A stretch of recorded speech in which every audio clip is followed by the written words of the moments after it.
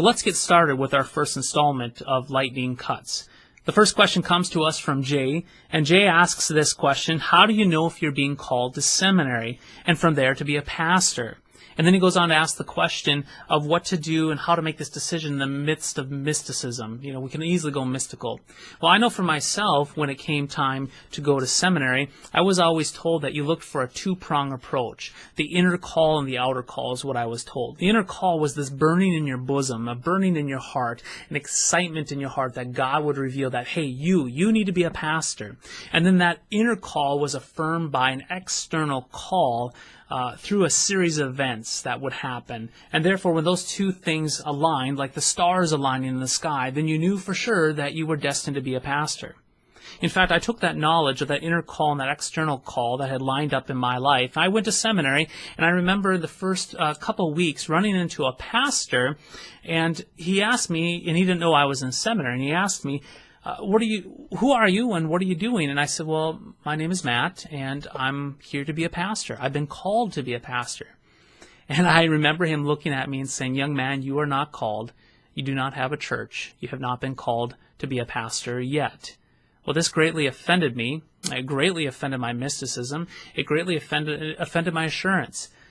And so then I had to start piecing this together. Is he right? Is he wrong? And I came to realize that he was right. Indeed. So what was I doing at seminary? I was doing exactly what Paul addresses to Timothy in 1 Timothy. He says this.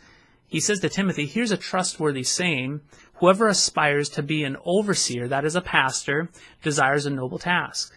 You see, I had desired something that was noble, good, and true. When you desire to go and be a pastor, a desire to go to seminary and learn, you are desiring something that is noble, good, and true. So that in of itself is just a good desire. That is good and it's wonderful. It's true. We want to encourage those that have that desire to be pastor. But there's more to it. There are also the pastoral requirements listed in the pastoral epistles of Timothy, to Timothy and Titus as well. And they kind of lay out the groundwork of what it takes to be a pastor. And then on top of that, once you go to seminary, if you have the criteria of 1 Timothy and Titus, and you have that desire to be a pastor, you are actually living in that desire, training, desiring to be that pastor, which is good and true. And it isn't until you actually get the official call from the church that one can say they're called. Now, here's the great thing about that. How do I know I'm called to be a pastor here at Zion Lutheran Church in Gwinner? Well, I have my call documents. There are sheets of paper with signatures and votes on behalf of the church that say to me, we want you, Pastor Richard, to be our pastor.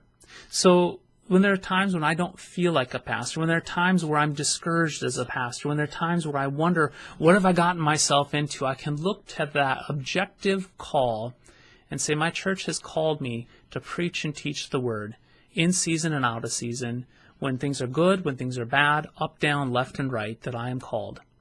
So hopefully that answers your question. Going to seminary is a good and noble thing. You're desiring to be a pastor, but that call does not come until that church, the local church, that is given the authority on behalf of God and through God to make that call to you to be a pastor.